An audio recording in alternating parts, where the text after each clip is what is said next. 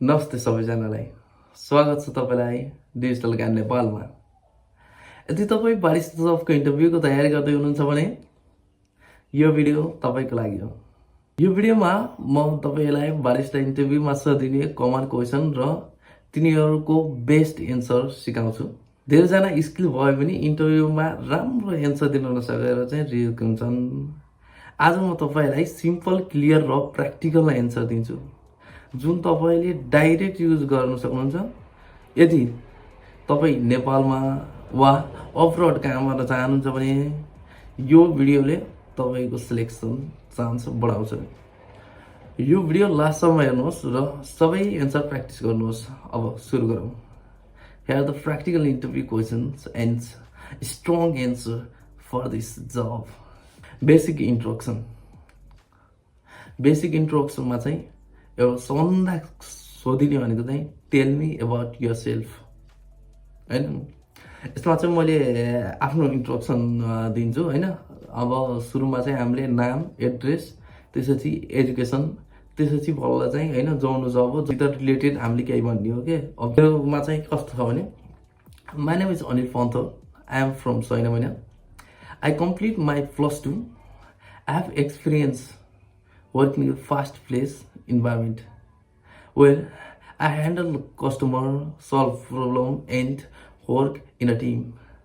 I'm hardworking, quick to learn, and ready to work abroad.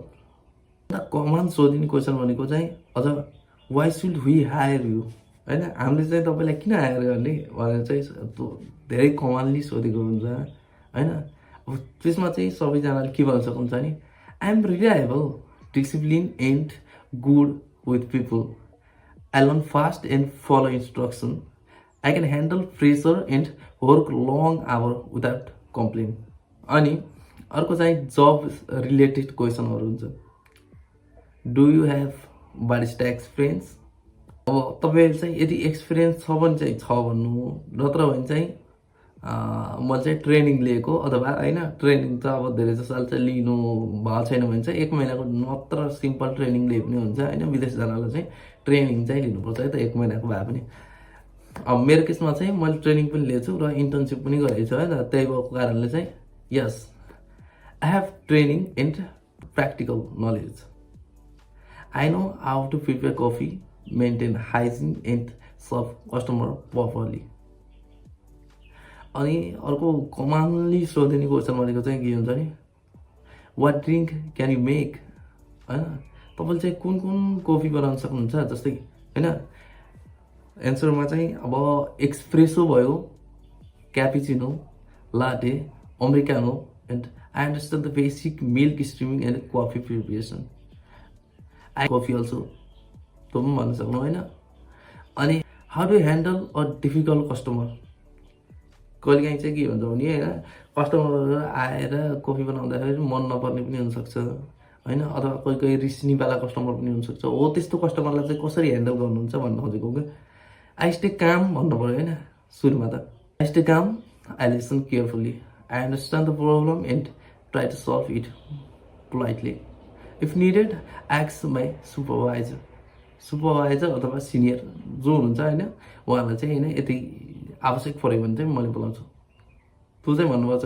नत्र भने चाहिँ जस्तो सिचुएसनमा पनि मैले चाहिँ अब ह्यान्डल गर्छु भन्न चाहिँ अब सकिँदैन नि त। कहिलेकाहीँ चाहिँ हामीले अब ह्यान्डल गर्न नसकिन्छ जस्तो सिचुएसन भयो भने चाहिँ के हुन्छ सिनियरलाई मैले बोलाउँछु। अब त्यो चाहिँ सिम्पल जेन्युन एन्सर हुन्छ क्या। What is good customer service होइन। कस्टमर सर्भिस भनेर चाहिँ सबैले घुमेर गएको हुन्छन्, तर गुड कस्टमर सर्भिस भन्ने चाहिँ के हो भन्ने चाहिँ सबैलाई थाहा हुँदैन। गुड कस्टमर सर्भिसमा चाहिँ के हुन्छ respect, clear communication, fast serve and solving customer. मतलब सल्भिङ कस्टमर भन्न खोजेको कस्तो भने चाहिँ my goal is that to make sure the customer is satisfied. यो चाहिँ हुनु पऱ्यो क्या हामीले। Can you work under pressure? हाम्रो एन्सर चाहिँ अब के हुनु पऱ्यो भने चाहिँ yes I have work in busy environment, I stay focus and manage the time well होइन। अर्को सोधिने क्वेसन भनेको चाहिँ can you work in a team होइन। तपाईँ सोलो मात्र गर्न खोज्नुहुन्छ कि होइन, सोलो मतलब एक्लै गर्न खोज्नुहुन्छ कि अब टिममा गर्न खोज्नुहुन्छ, सक्नुहुन्छ टिममा भनिन्छ yes. I cooperate with people, share task and support team goal. Team goal मतलब के हुन्छ भने होइन, जुनै पनि कम्पनीको चाहिँ गोल हुन्छ क्या, हामीले चाहिँ अब यस्तो कस्टमरलाई कसरी एट्र्याक्ट गर्ने, हाउ टु एट्र्याक्ट कस्टमर होइन, बिजनेस प्लानहरू हुन्छ यस्तो यस्तो गर्ने होइन। अब कस्टमरहरूले के धेरै खान्छन् भन्ने चाहिँ त्यो कफी बेच्ने मान्छेलाई चाहिँ थाहा हुनु पर्यो नि होइन। कफी बेच्ने मान्छेलाई चाहिँ थाहा हुनु पऱ्यो कि कस्टमरहरूले यो धेरै खान्छन्, यति बजीदेखि यति बजी चाहिँ कस्टमरहरू धेरै आउँछन्, तपाईँले चाहिँ यो नोटिस गर्नु पऱ्यो, हामीले चाहिँ रेडी भएर बस्नु पऱ्यो भनेर चाहिँ त्यो चाहिँ हामीलाई चाहिँ थाहा हुनुपर्छ। Can you work long hours? Yes. I'm physically and mentally prepared. Are you willing to do other tasks? Yes. I can do cleaning, serving, and any assigned work. यो चाहिँ किन सोच्छ भने होइन, बारिस्टा भनेको चाहिँ कस्तो हो भने barista is a person who prepare and serve coffee होइन। कफी बनाउने मात्र बारिस्टा होइन, कफी बनाउने अनि सर्भ गर्ने मान्छेलाई चाहिँ बारिस्टा भनिन्छ। अर्को चाहिँ पर्सनालिटी चेक गर्नको लागि चाहिँ होइन के गर्न सक्छन्, वाट आर युर स्ट्रेन्थ भनेर सोधेको हुन्छ क्या। स्ट्रेन्थ के हो, स्ट्रेन्थ भनेको चाहिँ अब म बलियो खु भन्ने कुरो त भएन होइन। अनि हाम्रो चाहिँ के भन्नु पर्यो, communication, discipline, teamwork and problem solving. अर्को छ वाट इज युर विकनेस, तपाईँको विकनेस के हो। फेरि अब हामीले चाहिँ विकनेस के हो भन्दा मेरो त विकनेसै छैन भनेर चाहिँ त्यो भन्ने होइन, त झुट हुन्छ क्या। त्यो कसैको विकनेस सबैको हुन्छ, स्ट्रेन्थ पनि सबैको हुन्छ। आफ्नो स्ट्रेन्थ र विकनेस चाहिँ सबैलाई थाहा हुनुपर्छ है त। हो यसमा चाहिँ तपाईँले के भन्न सक्नुहुन्छ भने I focus too much on the doing work perfectly, now I manage time better in balance quality with speed होइन। हाम्रो चाहिँ के हुन्छ भने मेरो चाहिँ मैले चाहिँ पर्फेक्ट बनाउनु खोज्दाखेरि चाहिँ कहिलेकाहीँ टाइम ढिलो पनि हुनसक्छ, त्यही भएर चाहिँ मैले चाहिँ स्पिड ब्यालेन्स क्वालिटी सहितको अब ब्यालेन्स टाइम स्पिड चाहिँ मैले प्र्याक्टिस गरिरहेको छु भनेर चाहिँ त्यो भन्न सक्नुहुन्छ। अनि हाउ डु ह्यान्डल स्ट्रेस होइन, स्ट्रेस भएको बेला कसरी ह्यान्डल गर्नुहुन्छ। I stay calm focus on task at time होइन। एकैचोटि होइन दुईवटा अर्डर आयो भने चाहिँ दुईवटा अर्डर एकैचोटि बनाउनु खोज्ने होइन क्या, एकचोटि यो एउटा बनाउने, त्यसरी चाहिँ ढिलो हुन्छ भने बरु कस्टमरलाई 2 मिनट अथवा 5 मिनट टाइम धेरै लाग्छ है सर हाम्रो यस्तो यस्तो अझै एउटा धेरै आइरह भन्ने होइन। तर 2 मिनट कुर्दा त केही हुन्न, नर्मल्ली जसले पनि कुरिरहेको हुन्छ। त्यहाँ complete work step by step. Are you flexible? Yes. I can adjust to new environment and culture. अब abroad and commitment, abroad and कमिटमेन्टमा चाहिँ के हुन्छ अनि त्यसमा चाहिँ मोस्ट सोधिने क्वेसन भनेको चाहिँ डु अन्डरस्ट्यान्ड द कन्ट्र्याक्ट होइन। तपाईँले चाहिँ त्यहाँ कन्ट्र्याक्टहरू लेखेको हुन्छ होइन।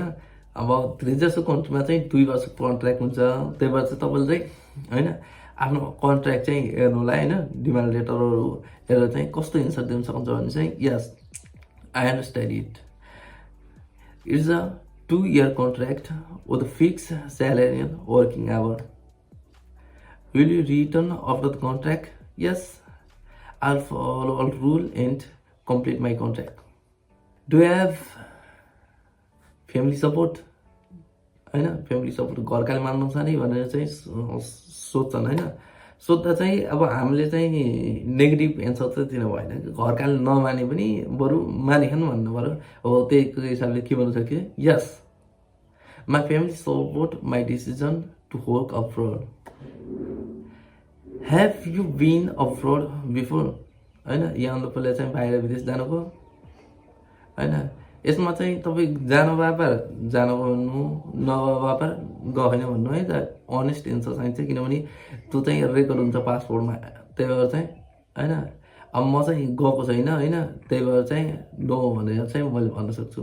अनि can you communicate in English होइन, तपाईँ चाहिँ इङ्ग्लिसमा बोल्न सक्नुहुन्छ। I can understand and communicate basic English at work. अनि लास्टमा चाहिँ तपाईँलाई के हो भने इम्पोर्टेन्ट टिप चाहिँ मैले के दिन्छु भने इन्टरभ्यूमा जानुभन्दा पहिला चाहिँ ड्रेस क्लिन एन्ड सिम्पल होइन। हामीले चाहिँ जाँदा महँगा प्यान्ट जुत्ता 5,000 का जुत्ता लगाएर जान्छु भनेर त्यो देखाउनु परेन होइन। त्यहाँ चाहिँ नर्मल ड्रेस कोड चाहिँ हामीले हेरेको हुन्छ। रिच अर्ली भनेको चाहिँ 9 बजीको टाइम दियो व्यापार, 9 बजीभन्दा चाहिँ 10 मिनट छिटो गएर चाहिँ भोलि त्यहाँ बस्ने। अनि क्यारी अल डकुमेन्ट चाहिँ के ल्याउनुपर्छ भनेर चाहिँ हामीले सोधिन्छ। अनि सोधेको हिसाबले चाहिँ हामीले चाहिँ 3 डकुमेन्ट चाहिँ सबैले हेर्नु पर्यो है त। Speak slowly and clearly. अर्को छ डु नट आर्ग्यु। कराउन थाल्ने यताउति गर्न थाल्ने भने चाहिँ के हुन्छ नि, हाम्रो माइन्ड चाहिँ नेगेटिभतिर जान थाल्छ है त। त्यहाँबाट अब केही कुरा होइन तपाईँले अब सोद्धाखेरि आएन भने चाहिँ होइन do not say I don't know होइन, मलाई चाहिँ थाहा छैन भनेर चाहिँ नभन्नु होइन। मैले चाहिँ सिक्न खोजेको होइन, अब यसको बारेमा चाहिँ मैले चाहिँ तपाईँलाई उ गर्छु भनेर त्यहाँ सो कन्फिडेन्स होइन। ओभर कन्फिडेन्स भन्दा पनि कन्फिडेन्स चाहिँ हामीले देखाउनुपर्छ है त।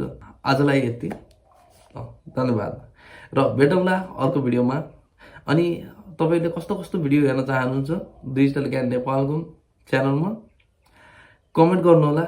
म त्यो इन्टरभ्यू होस् या होइन तपाईँको ड्राइभिङ लाइसेन्सको क्वेसनहरूदेखि लिएर सबै चिजहरू चाहिँ अब चाहिँ आउने बेला छ सबै।